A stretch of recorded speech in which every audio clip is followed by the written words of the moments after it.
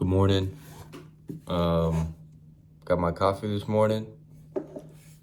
Got some time to read, so I'm gonna go ahead and read.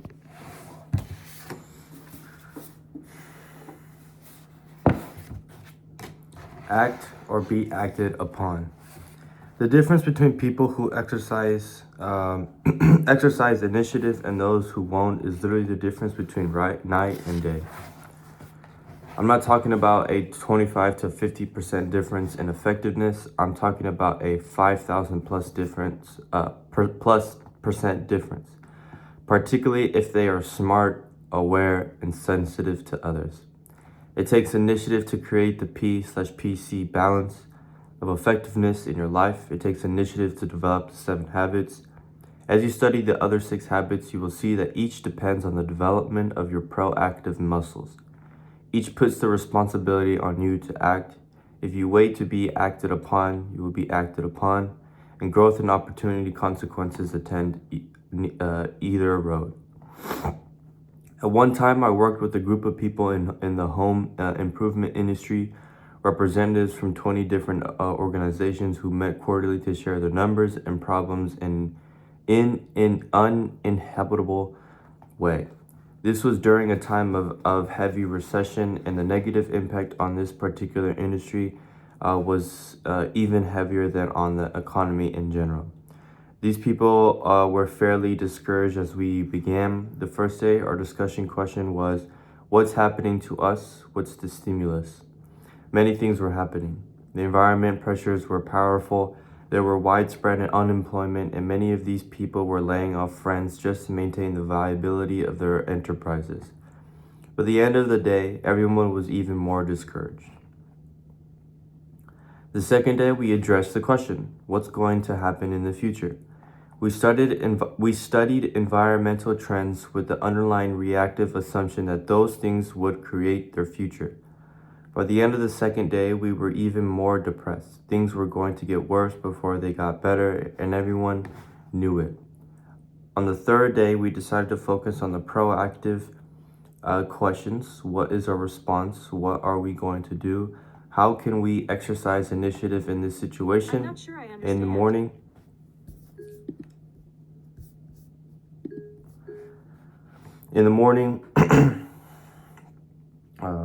In the morning, we talked about managing and reducing costs. In the afternoon, we discussed increasing market share. We brainstormed both areas, then concentrated on several very practical, very doable things. A new spirit of excitement, hope, and proactive awareness concluded the meetings. At the very end of the third day, we summarized the results of the conference in the 3-part answer to the question. How's business? Part 1. What's going to happen? What's happening to us is not good, and the trend suggests that it will get worse before it gets better. Part 2. But what we are causing to happen is very good, for we are better managing and reducing our costs and increasing our market share. Part 3. Therefore, business is better than ever. Now, what would a reactive mind say to that? Oh, come on. Face facts. You can only carry this positive thinking and self-psych approach so far. Sooner or later, you have to face reality. But that's the difference between positive thinking and proactivity.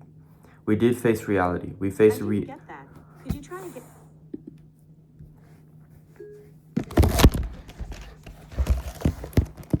minor difficulties.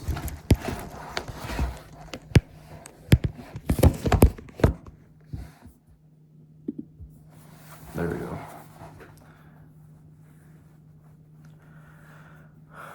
Sooner or later, you will face reality, but that's the difference between positive thinking and proactivity.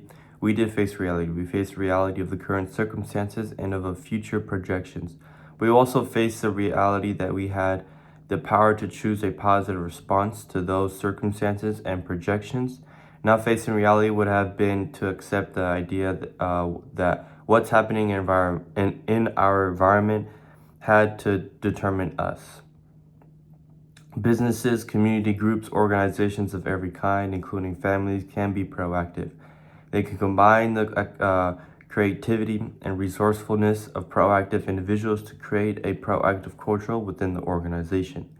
The organization does not have to be at the mercy of the environment. It can take the initiative to accomplish the shared values and purposes of the individuals involved. Listening to our language. Because our attitudes and behaviors flow out of our paradigms, if we use our self-awareness to examine them, we can often see in them the nature of our underlying maps. Our language, for example, is a very real indicator of the degree to which we see ourselves as proactive people. The language of reactive people absolves them of responsibility. That's me. That's just the way I am. I am determined. There's nothing I can do about it. He makes me so mad. I'm not responsible. My emotional life is governed by something outside my control. I can't do that. I just don't have the time. Something outside me, limited time, is controlling me. If only my wife were more patient, someone else's behavior is limiting my effectiveness. I have to do it. Circumstances or other people are forcing me to do what I do. I'm not free to choose my own actions. That language comes from a basic paradigm of determinism, and the whole spirit of it is the transfer of responsibility. I'm not responsible and not able to choose my response. One time, a student asked me, "Will you excuse me from class? I have to go on a tennis trip." "You have to go or you choose to go?" I asked. "I really have to," he explained. "What will happen if you don't?" Why? They'll kick me off the team." "How would you like that consequence?" "I wouldn't." In other words, you choose to go because you want the consequence of staying on the team. "What will happen if you miss my class?" "I don't know. Think hard. What do you think would be the natural consequence of not coming to class?" "You wouldn't kick me out, would you?" "That would be a social consequence. That would be artificial. If you don't participate on the tennis team, you don't play. That's natural. But if you don't come to class, what would be the natural consequence?" "I guess I'll miss the learning." "That's right. So you have to weigh the consequences against the other consequence and make a choice. I know if it were me, I'd choose to go on the tennis trip, but never say you have to do anything." "I choose to go on the tennis trip," he meekly replied, "and miss my class." I replied in mock disbelief. A serious problem with reactive language is that it becomes a self-fulfilling prophecy. People become reinforced in the paradigm. They are determined and they produce evidence to support the belief. They feel increasingly victimized and out of control, not in charge of their life or their destiny. They blame outside forces, other people, circumstances, even the stars, for their own situation. At one seminar where I was speaking on the concept of proactivity, a man came up and said, "Stefan, I like what you're saying, but every situation is so different. Look at my marriage. I'm really worried. My wife and I just don't have the same feelings for each other we used to have. I guess I just don't love her anymore, and she doesn't love me. What can I do?" "The feeling isn't there anymore?" I asked. "That's right," he reaffirmed. "And we have 3 children we're really concerned about. What do you suggest?" "Love her," I replied. "I told you, the feeling just isn't there anymore." "Love her? You don't understand. The feeling of love just isn't there." "Then love her. If the feeling isn't there, that's a good reason to love her." "But how do you love when you don't love?" "My friend, love is a verb. Love, the feeling, is a fruit of love, the verb. So love her, serve her, sacrifice, listen to her, empathize, appreciate, affirm her. Are you willing to do that?" In the great literature of the all progressive societies, love is a verb. Reactive people make it a feeling. They are driven by feelings. Hollywood has generally scripted us to believe that we are not responsible, that we are a product of our feelings, but the Hollywood script does not describe the reality. If our feelings control our actions, it is because we have abdicated our responsibility and empower them to do so. Proactive people make love a verb. Love is something you do. The sacrifices you make, the giving of love of self, like a mother bringing a newborn into the world. If you want to study love, study those who sacrifice for others, even for people who offend or do not love in return. If you are a parent, look at the love you have for the children you sacrifice for. Love is a value that is actually actualized through loving actions. Proactive people subordinate feelings to values. Love, the feeling, can be recaptured. Circle or of concern / circle of influence. Another excellent way to become more self-aware regarding our own degree of proactivity is to look at where we focus our time and energy. We each have a wide range of concerns: our health, our children, problems at work, the national debt, nuclear war. We could separate those from things in which we have no particular mental or emotional involvement by creating a circle of concern.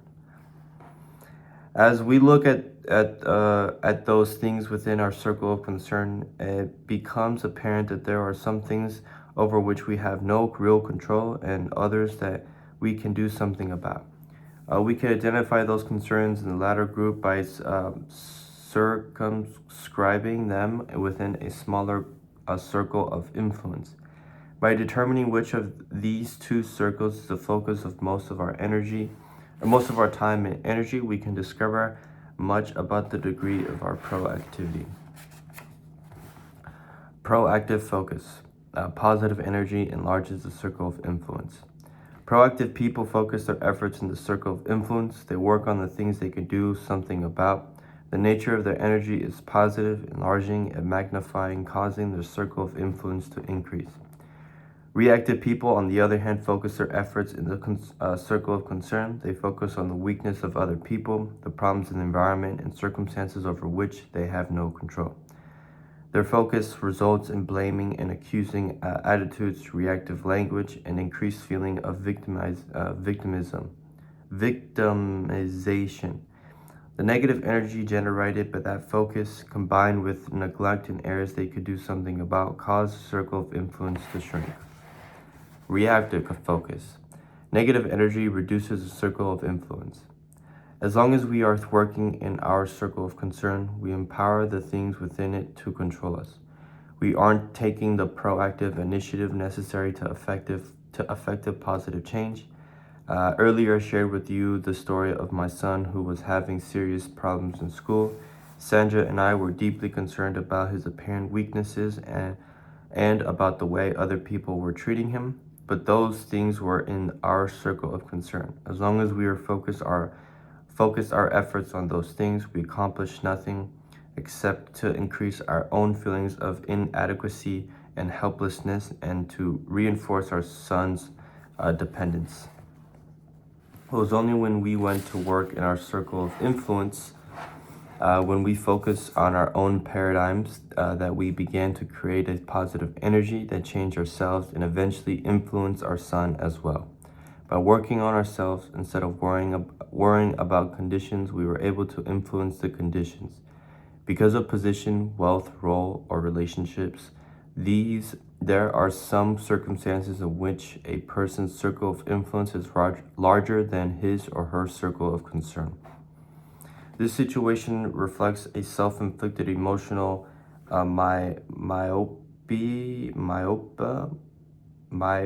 myopia. Another reactive selfish lifestyle focus in the circle of concern. Though they may have to prioritize the use of their influence, proactive people have a circle of concern that is at least as big as their circle of influence, accepting responsibility to use their influence effectively. Direct, indirect, and no control. The problems we face fall in one of these three areas. Direct control, problems involving our own behavior. Indirect control, problems involving other people's behavior.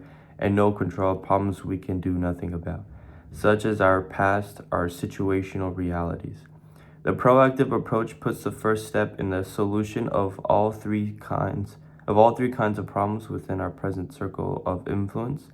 Direct control problems are solved by working on our habits. They are obviously within our circle of influence. These are the private victories of habits 1, 2, and 3. Indirect control problems are solved by changing our methods of influence.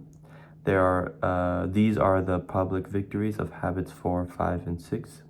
I have personally identified more than 30 separate methods of human influence as we separate as empathy. Empathy is from confrontation, as separate as example is from persuasion. Most people have only 3 or 4 of these methods in their repertoire, starting usually with reasoning, and if that doesn't work, moving to flight or flight. How liberating is it to accept the idea that I can learn new methods of human influence instead of constantly trying to use old, ineffective methods to shape up someone else? No control problems involve taking the responsibility to change the line on the bottom of our face, to smile, to genuinely and peacefully accept these problems and learn to live with them, even though we don't like them. In this way, we do not empower these problems to control us. We share in the spirit embodied in the Alcoholics Anonymous prayer. Lord, give me the courage to change the things which can and ought to be changed, the certainty to accept the things which cannot be changed, and the wisdom to know the difference. Whether a problem is direct, indirect, or no control, we have in our hands the first step to the solution. Changing our habits, changing our methods of influence, and changing the way we see our no control problems are all within our circle of influence. I'll stop there, but one thing that kind of stood out to me throughout this book is kind of towards the end, but kind of is throughout the whole time that I was reading, and that was obviously identifying what you can control and what you can't control. But the things that you cannot control, or the things that are affecting you on a day-to-day basis, is still an opportunity for you to put a smile on your face. And I think it talks about that here. No control problems involve taking the responsibility to change the line on the bottom of our face, to smile, to genuinely and peacefully accept these problems and learn to live with them even though we don't like them. It takes me back to a certain point of my time where I was around an individual who was constantly negative. Every time they would come home, or every time that I would meet this person, it always would be about something negative. Someone said something to them, something happened to them, and they just brought that energy back. And for a while, it actually affected me a little bit. When you're around a certain individual who's constantly negative, or is constantly being affected by other stuff or other environments or situations, it also kind of rubs on you. But you later realize that, maybe stepping away from this individual could help me better my mindset, because having that negative mindset is not good. And you start to realize on certain things that are not in line with that person. Anyways,